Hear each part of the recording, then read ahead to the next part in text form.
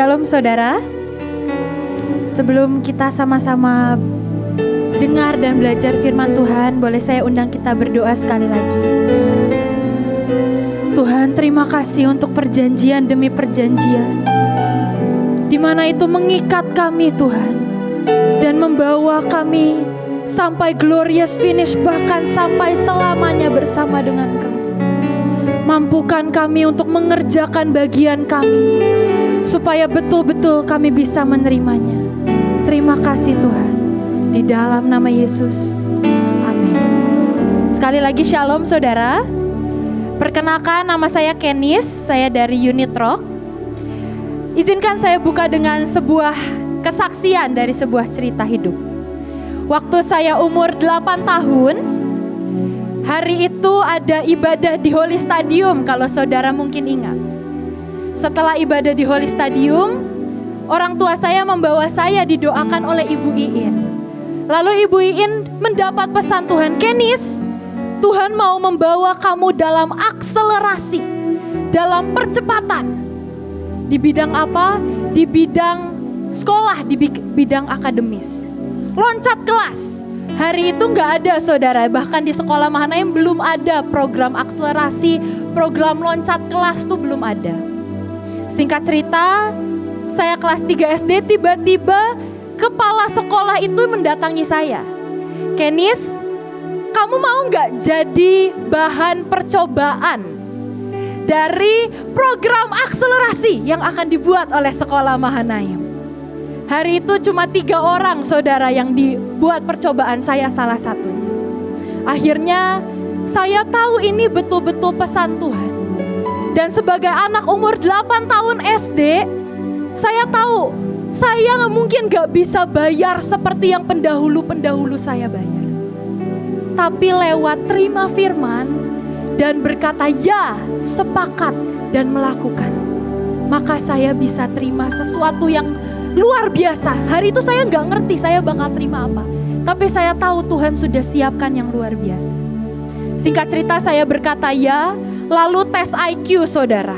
Tes IQ, lalu loncat kelas. Dari kelas 3 saya langsung ke kelas 5. Sampainya di kelas 5 saudara, belum hal luar biasa yang saya terima. Yang saya terima, teman-teman saya bingung mungkin ya, kok ini anak jadi cepet banget. Terus yang kelas 5 juga kayak, ini anak kecil banget dari mana gitu. Jadi saya tuh gak punya teman hari itu. Lalu belum lagi pelajaran, saya harus mengerjakan kelas 4 dan kelas 5 SD dalam 1 tahun. Jadi setiap kali ujian, teman-teman saya bisa pulang cepat, saya harus duduk di ruang guru mengerjakan ujian kelas 4-nya. Pagi ujian kelas 5, siang ujian kelas 4-nya. Dan itu dilalui dengan air mata saudara, percayalah. Anak SD harus mengerjakan 2 kali lipat. Bahkan saya ingat hari itu saya pelayanan nari di SHRK. Saya sampai harus bawa buku cetak untuk kalau khotbah saya sambil belajar supaya besok bisa ujian 2. Tapi lewat perjalanan itu, lewat air mata, teman-teman bingung. Jadi saya juga bingung mau temenan sama siapa. Tapi lewati hal itu, ternyata dengan sepakat dan melakukan, Tuhan bisa mengikat sebuah perjanjian never slip dengan anak umur 8 tahun saudara. Mazmur 94 ayat 17 sampai 18. Boleh ditampilkan? Terima kasih. Sekiranya Tuhan tidak menolong aku nyaris pindah ke dunia orang mati. Waktu aku berpikir bahwa aku akan jatuh, kasih-Mu Tuhan membuat aku berdiri kokoh. Saudara, kalau Tuhan tidak menangkap saya hari itu umur 8 tahun. Saya ini anak tunggal perempuan. Cucu pertama perempuan, sangat dimanja saudara, percayalah. Kalau hari itu Tuhan tidak menangkap saya umur 8 tahun, saya akan dijerat oleh dunia orang mati, oleh kebekuan, oleh cinta akan dunia, oleh mengejar cinta yang dari dunia. Tapi hari itu di umur 8 tahun, Tuhan mengikat perjanjian dengan seorang anak perempuan yang manja dan beku. Dan itu yang membuat setiap kali saya baru berpikir saja bahwa saya akan jatuh. Belum terpeleset saudara, baru berpikir saya akan jatuh. Cintamu Tuhan, cinta Tuhan yang tiba-tiba itu memegangi kaki saya, memegangi setiap langkah saya, sehingga saya bisa berdiri dengan kokoh. Dan saya percaya cinta yang sama itu sedang mau memegangi kaki saudara, memegangi Mahanaim, memegangi Bahtera, sehingga kita menjadi the unshakable kingdom. Dan versi lainnya saudara dikatakan bahwa kasih setiamu Tuhan menyokong aku, bahkan belas kasihan dan kemurahanmu Tuhan memegangi aku. Sekali lagi, dalam perjanjian itu ada dua pihak. Ada pihak Tuhan memberikan yang luar biasa. Semua yang Tuhan berikan itu luar biasa dan terbaik. Tapi sekali lagi saudara, ada bagian kita. Perjanjian ada dua sisi. Ada bagian Tuhan, tapi ada bagian kita yang harus kita lakukan. Untuk mendapat perjanjian never sleep covenant ini, sepakat dan melakukan. Mazmur 94 ayat yang ke-12, kita mundur sedikit saudara dari ayat yang barusan kita baca. Ternyata untuk diselamatkan dari dunia orang mati dan dipegangi setiap langkah kita sampai puncak destiny. Mazmur 94 ayat yang ke-12. Ternyata berkatnya, rahasia berkat itu ada di dalam when you teach us. Waktu Tuhan mengajari kita your word and your ways. Firman-Nya dan jalan-jalannya. Bukan cuma firman-Nya saudara. Kita setiap Senin, setiap Sabtu dengar firman yang dalam, yang luar biasa. Tapi ternyata gak stop sampai di situ. Tapi kita harus mengenal jalan-jalannya. Kita harus menjalani jalan itu bersama dengan Tuhan. Mazmur 37 ayat yang ke-31. The ways of God are in their hearts. Saat jalan-jalan Tuhan itu ada dalam hati kita dan kita menjalani itu, dan kita punya perjalanan pribadi dengan Tuhan, perjalanan cinta pribadi dengan Tuhan. Itu tuh seperti His ways, jalan-jalannya itu terukir di hati kita. Dan tadi apa saudara perjanjiannya? Mereka tidak akan menyerong, mereka tidak akan jatuh, mereka tidak akan terpeleset dari jalan kebenarannya. Dibenarkan, dan dibenarkan kembali saudara. Matius 13 ayat yang ke-9. Dalam versi The Passion Translation-nya, if you understand this, kalau engkau mengerti ini saudara, setelah mendengar, dimengerti, then you need to respond. Bukan cuma berhenti didengar firman, bukan cuma berhenti dimengerti, tapi meresponi. Hari ini Tuhan tunggu respon setiap kita saudara. Kerinduannya begitu besar untuk mencurahkan the rock covenant. The rock of covenant. 12 batu-batu yang terguling. Batu roh Allah, batu semuanya. Batu yang dari kecil menjadi besar. Batu yang mengalahkan raksasa. Sangat banyak saudara di firman Tuhan. Tapi hari ini Tuhan tunggu respon saudara di tempat ini. Tuhan menunggu respon saya dan saudara untuk kita bisa terima perjanjian roh. Salah satu perjanjian Rock of Covenant yang sangat terukir di hati saya saudara adalah Sabtu lalu saat Ibu Iin membagikan batu yang diukir dan ada di pundak imam masuk dalam hadirat Tuhan Dan ada satu kalimat di firman itu yang sangat kuat. Diingat Tuhan selamanya. Bukan cuma diingat manusia, kalau diingat dan dikenang manusia tuh fana dan bisa lewat, saudara.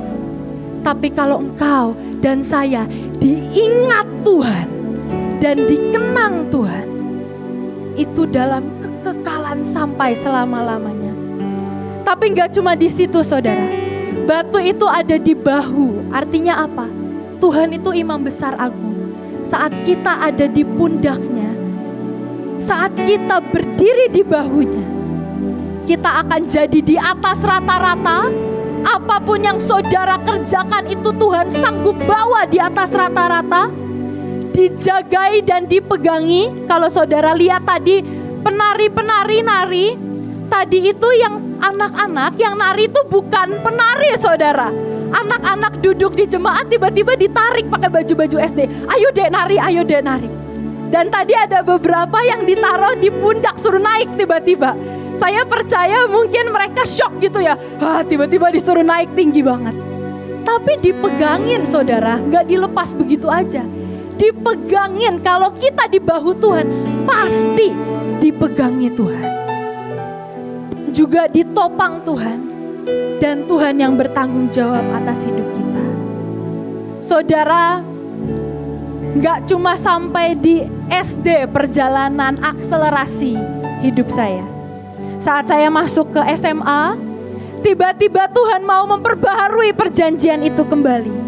Sehingga dari kelas 10, dari kelas 1 SMA, saya langsung disuruh Tuhan sekali lagi akselerasi, langsung kuliah umur 15 tahun, saudara.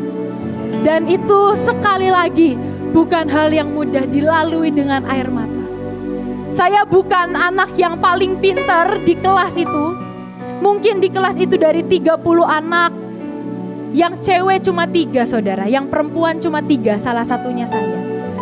Lalu saya paling kecil pula sekali lagi. Di kelas itu tuh isinya orang umur 25, umur 30. Mereka yang di Singapura habis wajib militer. Jadi beberapa dari mereka ini udah mekanik tank, mekanik mobil-mobil perang. Dan mereka itu udah sangat berpengalaman, makanya mereka masuk teknik mesin. Saya masuk teknik mesin sekali lagi karena disuruh Tuhan. Dan saya sangat bukan yang paling pintar, bahkan saya mungkin bisa bilang di kelas itu saya yang paling gak tahu apa-apa. Tapi perjanjian ini membuat setiap langkah saya di umur 15 tahun di negara orang, Tuhan yang menjamin sekali lagi dan Tuhan yang memegang. Saya gak bisa PR, tiba-tiba Tuhan kirim kakak kelas yang barusan lulus ranking 1, tiba-tiba datang ke meja saya dan bilang, wah ini pelajaran favorit saya dulu, kamu namanya siapa? Lalu saya kenalan, saya bilang, oh gitu ya kak, tapi saya gak bisa nih kak, saya lagi bingung banget ini cara ngerjainnya gimana. Tiba-tiba kakak ini mengeluarkan USB, isinya semua tugas dia, waktu dia lulus yang membuat dia ranking 1, saudara. Dan tugas itu tiba-tiba dia colokkan USB itu, dia colokkan ke laptop saya. Dan dia copy semua tugas dia. Kan tugas itu biasanya soalnya mirip-mirip, cuma dirubah saja ya saudara ceritanya. Beliau tancapkan USB-nya, dia copy semua tugas-tugas yang membuat dia ranking 1. Dan itu yang membuat saya bisa dapat A dan A, saudara, di kuliah sejujurnya. Bukan karena saya, sekali lagi Tuhan yang merekayasa.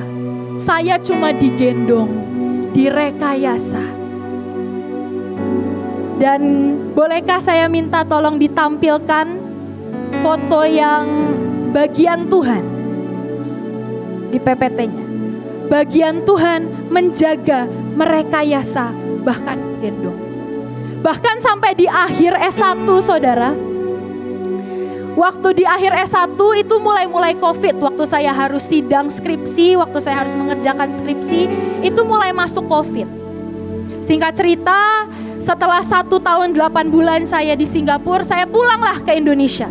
Karena di Singapura juga nggak bisa ngapa-ngapain, di sini masih ada ibadah, masih ada pelayanan, pakai APD, nyemprot, bagi makanan saya ikut. Dan di saat, di bulan, di minggu, di hari saya harus sidang skripsi, ada pengutusan dari Rock untuk pelayanan ke Lampung. Dan tepat di hari saya harus sidang skripsi, itu tepat di hari dimana kami harus ke pedalaman, naik mobil sekitar 5-8 jam mungkin saudara, di pedalaman Tulang Bawang Timur. Yang ada gereja di situ tapi cuma satu gelintir, sisanya masih tanah kosong. Dan hari itu sejujurnya gak ada wifi, bahkan sinyal aja gak ada saudara. Akhirnya saya coba tanya-tanya karena saya tetap harus sidang skripsi lewat Zoom hari itu. Saya tanya-tanya, kata orang-orang di situ, di Alfamart deh, di Alfamart ada wifi. Lalu saya pergi ke Alfamart hari itu, diantar oleh Bapak Christian Lazarus, diantarlah saya ke Alfamart. Sampai di Alfamart, saya buka laptop, ternyata nggak ada saudara wifi-nya, sinyal juga cuma satu batang, nggak bisa tethering. Akhirnya kami cuman keliling pedalaman itu tanpa tujuan, gak tahu mau kemana, harus sidang skripsi. Mama saya telepon udah, Kenis ayo kamu harus sidang skripsi, jangan sampai ngulang, jangan sampai kamu ngulang. Dan akhirnya kami cuman jalan di pedalaman itu. Dan tiba-tiba saudara, saya diingatkan Tuhan, perjanjian never slip off yang aku pernah ikat dengan kau aktifkan. Tuhan cuma ingatkan itu. Dan saya ingat perjanjian never slip. Perjanjian never slip aku aktifkan Tuhan. Tiba-tiba saat kami jalan menelusuri pedalaman itu saudara, tiba-tiba di pinggiran ada rumah kecil. Di depannya cuma ada kertas A4. Tulisannya sewa wifi 3 jam 2.000 rupiah, 24 jam 5.000 rupiah saudara. Dan akhirnya kami langsung melipir ke sana. Kami langsung oke, sidang skripsi. Buka laptop, langsung siap-siap PowerPoint, langsung buka Zoom-nya dan sidang skripsi. Tadinya saya mau sidang dari mobil saudara, karena rada malu gitu ya di tengah pedalaman. Zoom bahasa Inggris, diliatin penjaga kios. Tapi waktu saya jalan 2 meter dari rumah kecil itu ke mobil, wifi-nya nggak nyampe ternyata saudara. Akhirnya saya harus duduk di sana, saya sidang skripsi di sana, selesai dan saya dinyatakan lulus saudara. Betul-betul Tuhan yang bahkan menggendong saya. Boleh sekali lagi ditampilkan, nah bagian Tuhan memegangi seperti ini loh saudara, kayak cheerleader, dipegangin. Yang kedua, direkayasa. Seringkali rasanya direkayasa Tuhan itu kayak anak kecil dilempar tinggi sekali. Rasanya kok gitu. Tapi ternyata itu rekayasa Tuhan. Supaya apa sih? Anak kecil tuh mungkin tingginya segini ya saudara. Tapi kalau dilempar itu bahkan bisa melebihi tinggi manusia dewasa.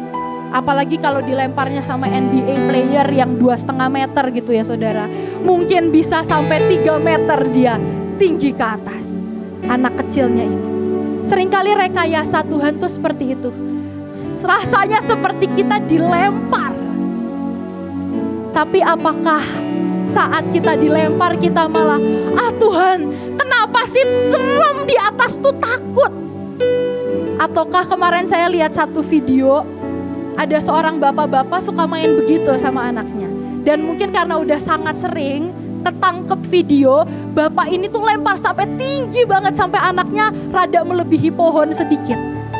Dan mamahnya itu waktu ngeliat, hei papa kenapa dilempar tinggi banget gitu. Tapi anaknya tuh begitu turun, thank you papa, seru banget. Apakah kita bisa seperti itu saudara saat direkayasa Tuhan? Apakah kita bisa bilang thank you Tuhan, ini seru banget, rekayasamu ajaib banget. Apakah kita mau dan bisa direkayasa Tuhan? Atau kalau kita dilempar lalu nangis dan gak mau lagi, ya Bapa tidak akan melempar lagi. Dan juga Tuhan menggendong. Sekali lagi perjanjian roh covenant. Kita ada di bahunya Tuhan. Digendong Tuhan selamanya. Bahkan menjadi di atas rata-rata. Dan gak cuma sampai S1 saudara. Singkat cerita lagi, saya lulus S1 di umur 17 tahun. Umur 19 tahun, ada firman Tuhan lagi sekali lagi. Kenis, kamu harus S2. Sebetulnya firmannya harus sampai S3 saudara. Tapi saya baru lulus S2. Sebentar lagi S3, amin. Sebentar, firman Tuhan hari itu. Kenis, kamu harus S2. Akhirnya mulai cari, menemukan satu S2. Akhirnya saya ambil online. Sambil di Sion, saya sambil kerja, sambil saya pelayanan, sambil saya mengerjakan kuliah ini. S2 online. Saya maju dikit ya saudara ceritanya. Sampai di mana saya harus tesis atau tugas akhir dari S2 ini. Sekali lagi, 2 kali saudara dalam hidup saya, S1 dan S2, saya betul-betul digendong sama Tuhan. Tesis S2, saya coba mengerjakan dulu awalnya. Dan saya kirim ke dosen pembimbing saya.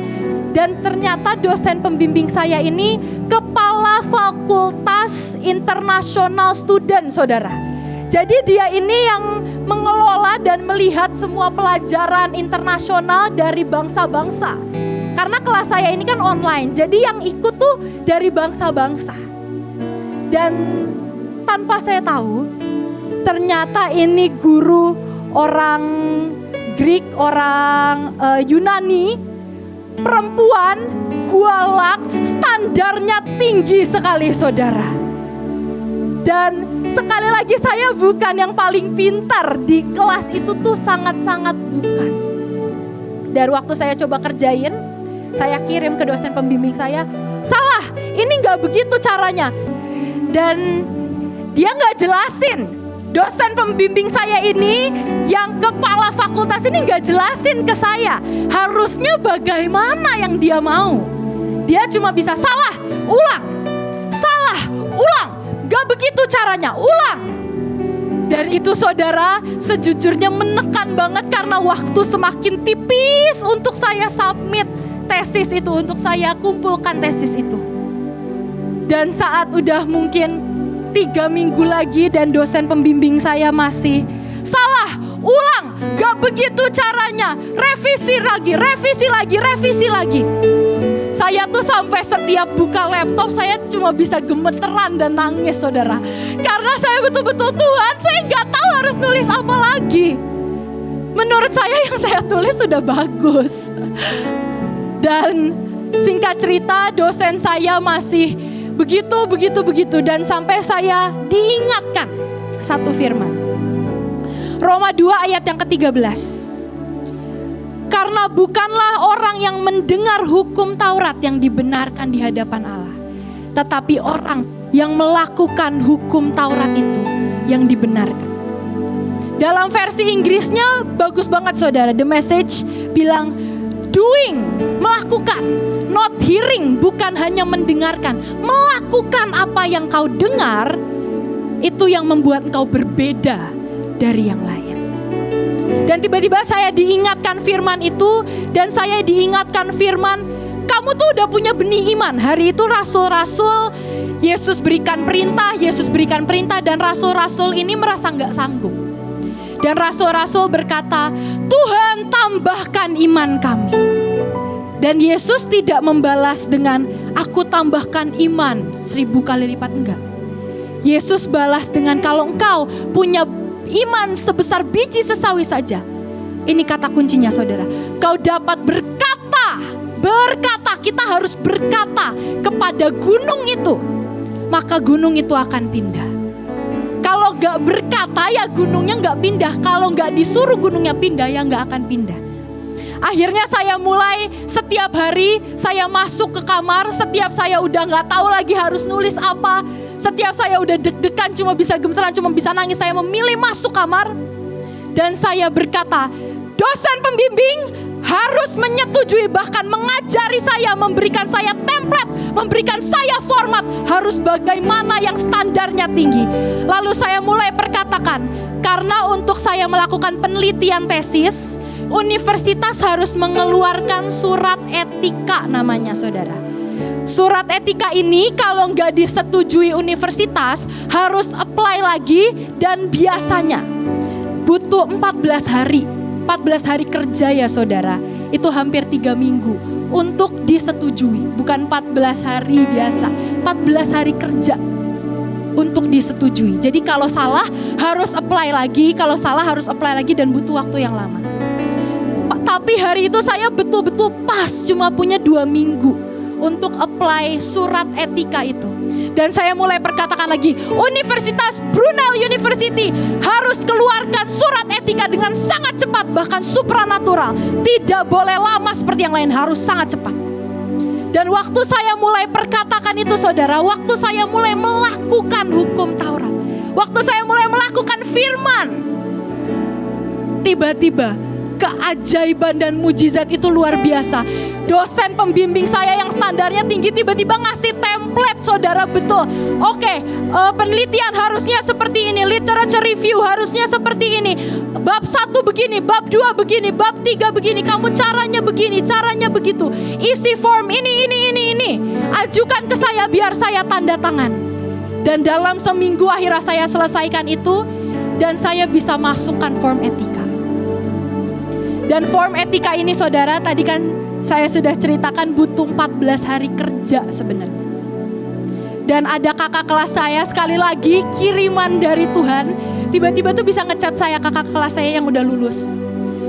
Kenis, kamu udah masukin form etika belum? Gitu. Ini kan kamu 2 minggu lagi harus ngumpulin tesisnya, jadi kamu udah harus punya form etika, udah harus melakukan penelitian, udah harus mengolah data. Itu tuh bukan waktu yang singkat, dan saya bilang, belum kak, saya belum lakukan. Tiba-tiba dia kirimin form etika dia supaya saya tinggal contek ya kira-kira yang disetujui itu gimana. Akhirnya saya langsung isi cepet-cepet form etika saya langsung submit ke universitas. Dan sekali lagi saya bilang, universitas harus berikan dengan ajaib dan supranatural. Dan saya nggak nyangka saudara, akhirnya saya tidur, saya bangun besoknya, tiba-tiba dosen saya kirim email, dosen pembimbing saya ini. Congratulations Kenis, surat etika kamu di-approve bukan dalam 5 hari, bukan dalam 3 hari, bukan dalam 14 hari, dalam 1 hari saudara. Di-approve, disetujui universitas. Dan saya bisa penelitian, saya bisa olah data, dan saya bisa submit, saya bisa kumpulkan tesis itu dengan tepat waktu, bahkan sebelum deadline-nya. Betul-betul Tuhan yang menggendong dan merekayasa. Doing, not only hearing. Mengerjakan, melakukan, bukan hanya mendengar. Itu yang membuat kita berbeda, karena kita dipegangi Tuhan, direkayasa Tuhan, dan digendong Tuhan. Perjanjian never sleep. Izinkan saya tutup dengan satu cerita terakhir saudara. Kita mundur sedikit. Waktu saya sedang mengerjakan S2. Sekalian mungkin saya mengaku dosa di hadapan Tuhan. Waktu itu sudah ngaku sih. Jadi hari itu di tengah-tengah mengerjakan S2, hari itu saya merasa lagi sibuk banget, pekerjaan pelayanan di Sion tuh sedang sibuk banget. Dan waktunya tuh semakin mepet untuk saya mengerjakan salah satu tugas S1 saya. Hari itu pelajarannya finance, keuangan. Dan akhirnya saya, namanya emang manusia dan kesimonan itu butuh ditampi dan butuh dikikis saudara. Saya bisa-bisanya berpikir, saya tahu loh joki itu dosa. Saya tahu Ibu Iin pernah joki sampai gak bisa bahasa Belanda tuh saya tahu. Tapi entah kenapa manusia ini tetap udahlah saya joki aja gitu. Dan betul saudara, saya cari joki. Dan tiba-tiba waktu saya lagi nyari itu, sekali lagi Roh Kudus mengingatkan saya. Pak Yusak tuh sering khotbahkan, kalau mau dosa, ngomong ke Tuhan. Akhirnya saya ngomonglah ke Tuhan sambil saya cari-cari joki. Tuhan, Saya merasa saya sibuk banget ini, kayaknya gak sempet deh saya ngerjain. Saya joki ya Tuhan gitu. Tuhan gak jawab, tapi setidaknya saya sudah ngaku gitu, saya sudah ngomong ke Tuhan. Akhirnya saya cari joki, ketemu satu joki yang kuliah dari Universitas Amerika loh saudara. Jurusannya Business Finance, kuliah dari Amerika. Jokinya kelas tinggi ya saudara. Saya dapat joki itu, akhirnya saya mulai kontakkan sama dia. Saya kasih tugas-tugas saya, dan dia kan fakultas bisnis ya, jadi harusnya finance itu tuh pasti bisa. Saya kirim tugas saya mulai jelaskan bagaimana harus mengerjakannya. Udah saya kirim, tiba-tiba sekitar beberapa hari, saya lupa seminggu apa 5 hari sebelum harus kumpul, tiba-tiba jokinya ini chat saya lagi. Kenis, ternyata tugas kamu susah banget, aku gak bisa 1 nomor pun. Dan dia bilang, saya gak mau ya Kenis, saya gak mau.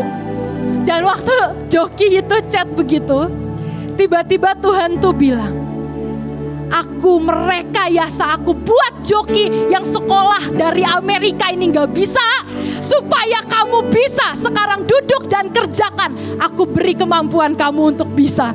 Dan akhirnya saudara, saya duduk, saya kerjakan 5 hari sampai gak tidur, sampai begadang jam 3 pagi, jam 3 pagi, jam 3 pagi. Dan akhirnya bisa saudara. Dan saya kumpulin dan nilainya oke lah, lumayan. Dan ternyata ada firman-Nya juga. Dengan hati orang percaya dan dibenarkan, dan dengan mulut orang mengaku dan diselamatkan. Cuman karena saya ingat khotbah Pak Yusa kalau mau dosa, ngomong sama Tuhan. Dan saya ngaku, ternyata dari pengakuan mulut ini saya diselamatkan dari, wah mungkin kutuknya harusnya saya gak bisa finance, saya jadi orang miskin, batalkan dalam nama Yesus. Mungkin itu kutuknya saudara, tapi tiba-tiba tangan itu yang merebut saya dari dunia orang mati, sekali lagi merebut saya dan menyelamatkan saya dari kutuk. Dan firman itu bahkan hukum Taurat ya saudara. Bangsa Israel gak bisa terima hukum Taurat langsung dengar dari Tuhan dan mereka nyata tuh enggak. Harus Musa yang naik ke Tuhan, dan Tuhan berikan hukum demi hukum, dan Musa yang berikan ke bangsa Israel. Hari ini saya gak tahu saudara siapa pemimpin di atas saudara. Di atas saya ada Bapak Joshua, ada Ibu Iin, ada Mahanaim. Apapun firman, bukan hanya dari hukum Taurat, tapi yang dari mereka, yang Tuhan sampaikan kepada mereka. Bisa gak sih kita belajar sepakat dan mengerjakan? Karena mengerjakan bukan cuma mendengarkan, tapi melakukan. Itu yang membuat kita berbeda dari orang dunia, bahkan dari orang-orang Kristen lainnya. Apapun firman yang Tuhan taruh dalam hidup saudara hari ini, mari kerjakan. It's now or never saudara. Mari lakukan, mari sepakat dan lakukan. It's now or never. Maka perjanjian digendong, ditopang, dilempar, direkayasa Tuhan. Perjanjian never slip dan rock covenant itu jadi bagian kita. Tuhan Yesus memberkati.